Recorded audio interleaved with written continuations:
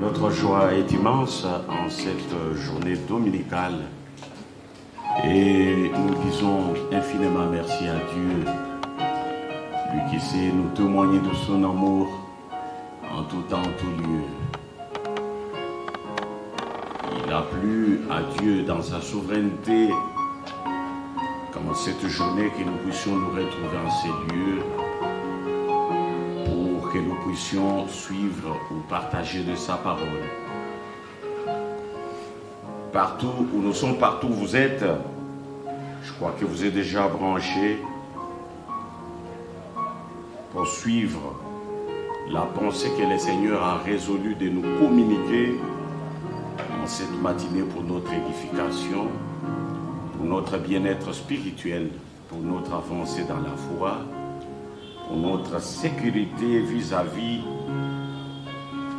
de notre prédateur qui est le diable, qui rôde comme un lion rugissant, cherchant qui dévorer, pendant que Dieu mandate son ange de camper autour de nous, pour nous mettre hors de toi, de nuire, hors d'état de nuire, voulais-je dire, vis-à-vis de toutes les menaces de l'ennemi, le diable.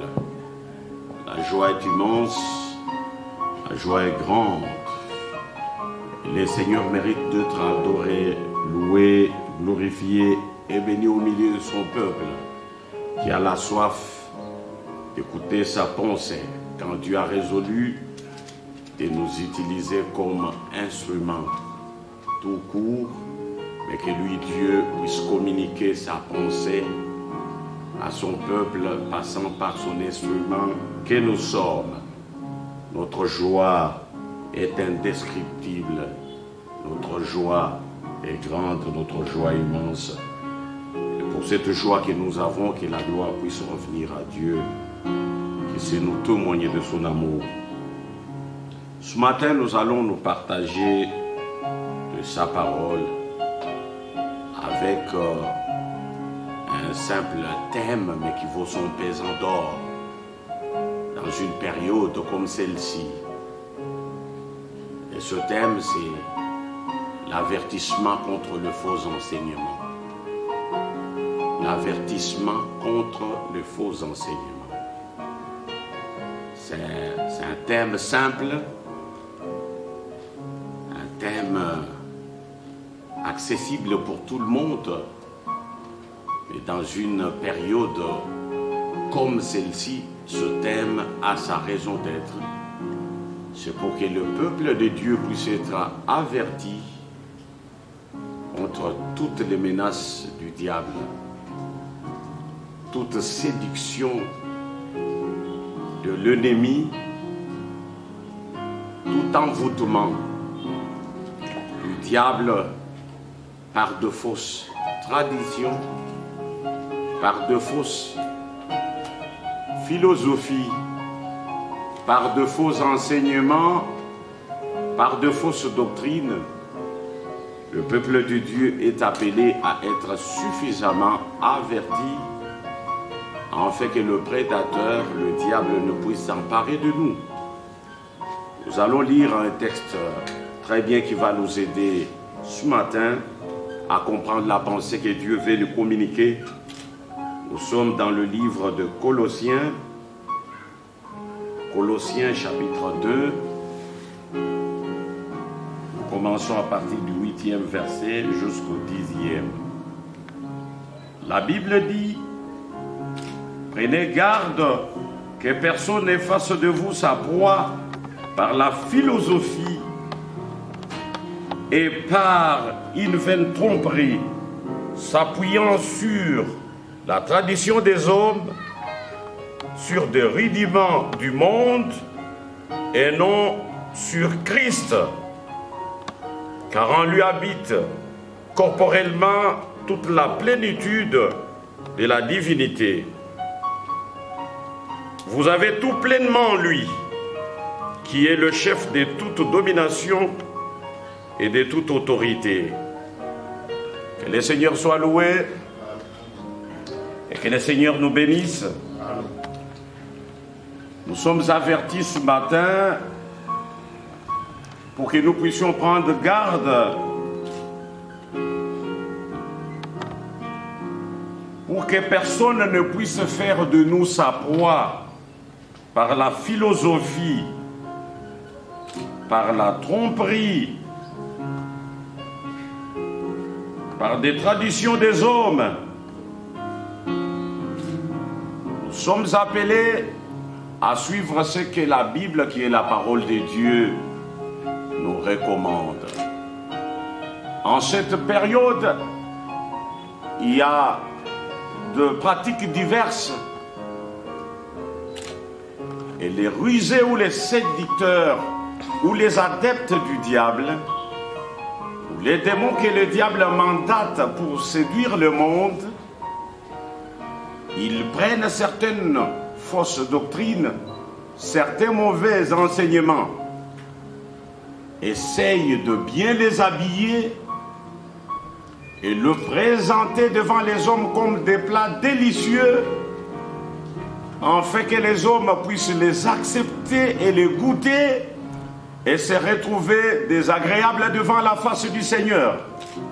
Et ce matin, Dieu a résolu à ce que nous puissions vous avertir.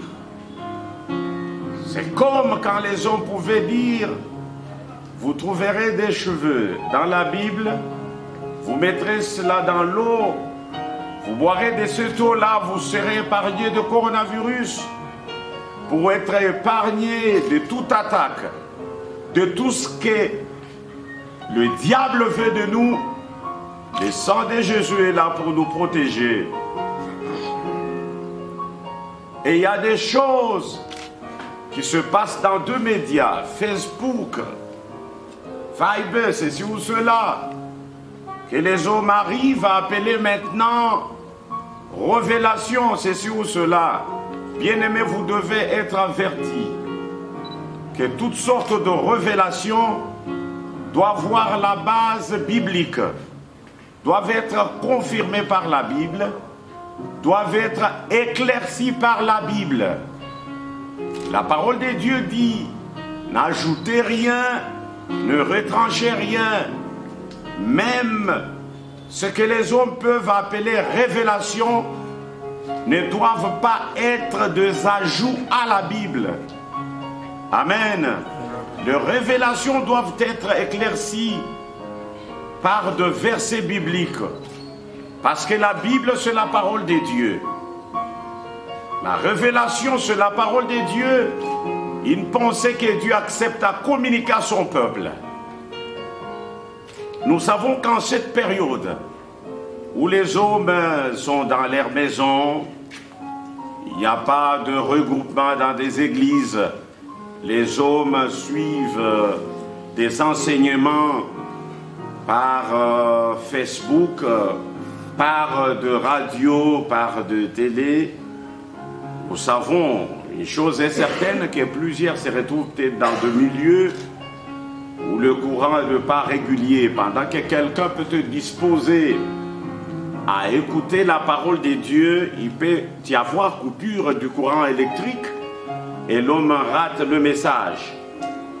Mais en cette période qui a cette forme de cacophonie, le diable essaie de profiter pour amener auprès des gens des suivre des fausses doctrines, de faux enseignements, de tromperies, des philosophies, pour appeler à duper plusieurs, les séduire, faire d'eux sa proie, les séduire, parce que vous êtes sans ignorer que l'enfer c'est pour le diable et les anges rebelles.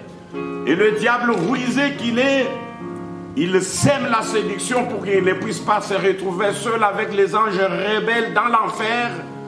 Il sème la séduction pour envoûter d'autres âmes, afin qu'ils puissent se retrouver dans l'enfer. Mais c'est pourquoi nous sommes en train de vous avertir ce matin que vous ne puissiez pas aller chercher votre secours, votre protection en Égypte. La protection est auprès du Seigneur Jésus-Christ.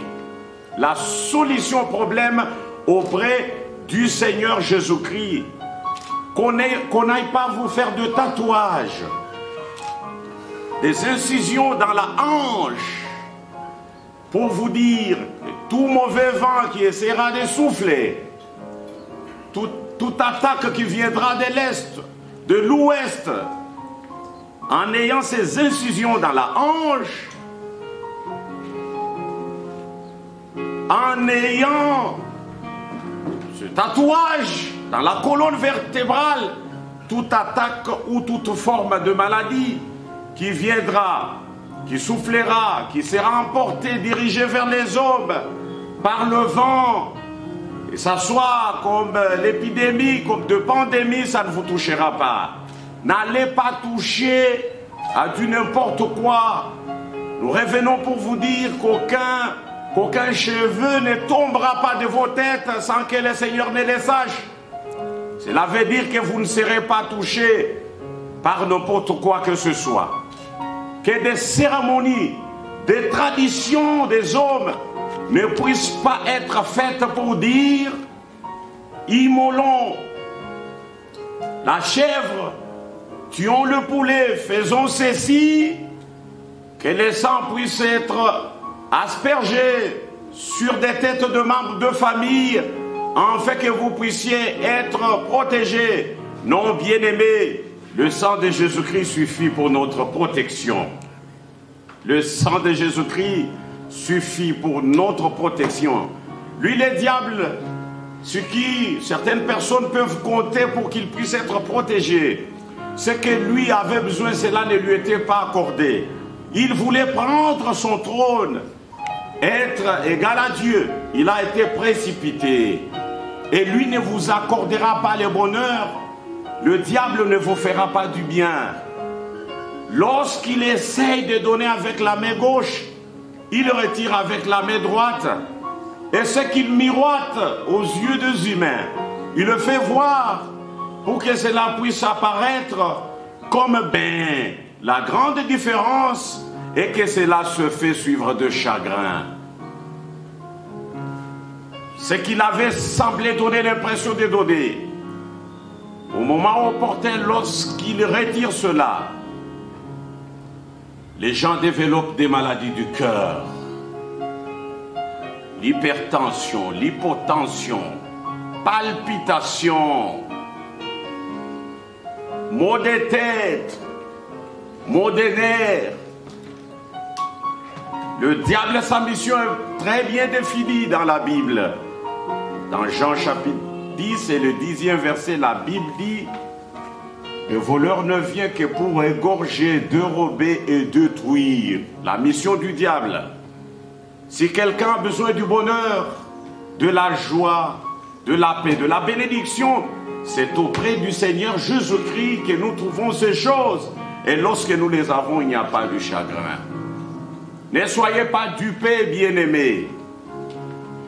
Même si l'évangile qui vous sera donné en cette période vient des anges et que cet évangile-là n'a pas de base biblique, il ne faut pas accepter cela. Même si cela vous sera enseigné par les anges. Même si quelqu'un se mettra à vous dire ces choses, vous ne les trouverez pas dans la Bible, c'est pour votre bien, mais c'est de la fausse doctrine. Partout où vous êtes suffisamment enseigné. N'irritez pas la colère de Dieu.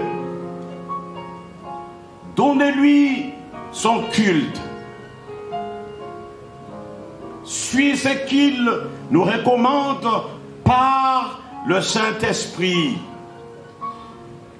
Ne cédez pas à la séduction, bien-aimée. Les temps sont durs. La période est très compliquée. Le diable multiplie d'ardeur pour séduire plusieurs. Mais Dieu ne sait pas laisser ce qui lui appartient. Le Seigneur résout de veiller toujours autour de nous. C'est pourquoi il t'envoie cette parole en cette matinée. Qu'on ne te dise pas du n'importe quoi. N'adhère pas à n'importe quoi. Ne soyez pas prompt à accepter du n'importe quoi. Et si vous n'avez pas la clarté à propos de la chose, dis à ce gens-là, c'est bien ce que tu me dis, mais donne-moi aussi du temps. Appelez mon pasteur que je puisse lui poser quelques questions à propos. que je puisse savoir ce qu'il me dira à propos. Ne cédez pas, n'adhérez pas rapidement. Il y a la fausse doctrine qui est en train d'errer en cette période où la foi de plusieurs a essayé de régresser. Que ce message remonte votre foi. En conclusion, je vous dirais que vous puissiez compter sur le Seigneur Jésus-Christ. Et en comptant sur le Seigneur Jésus-Christ, votre vie aura sa raison d'être à la gloire du Seigneur. Que le Seigneur vous bénisse infiniment. Amen. Nous voulons prier. Tendre Père, nous te disons infiniment merci. Tu as bien voulu avertir ton peuple vis-à-vis de faux enseignements, de la fausse doctrine, des faux enseignements, des tromperies, des traditions des hommes qui cherchent à faire de plusieurs leur poids en les enrôlant dans l'armée souillée du diable. Une armée bien préparée, prête à la destruction. Prête à la destruction. Enferrée pour le diable. Ensemble avec les anges rebelles.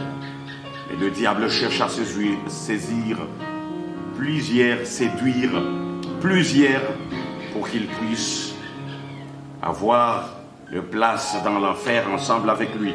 Mais ton peuple est divinement averti par ce message que tu as voulu que ce message lui parvienne en cette matinée.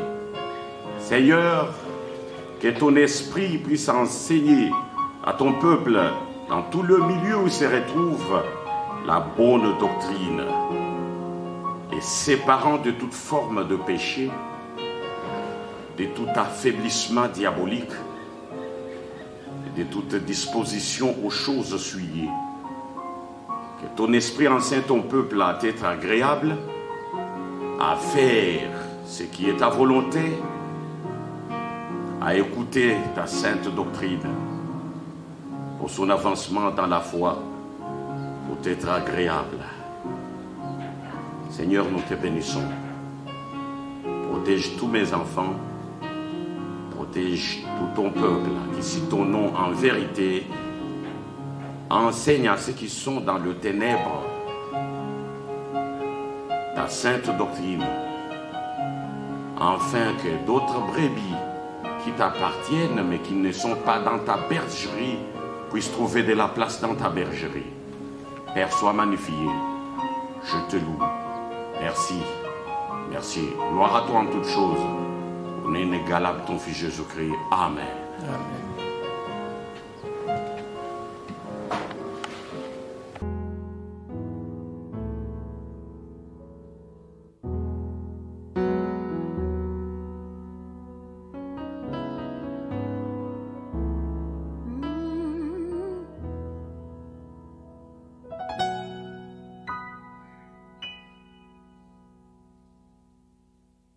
Même si toutes mes forces me quittaient, même si mon propre corps me lâchait, même si le poids de l'épreuve m'écrasait, je louerai.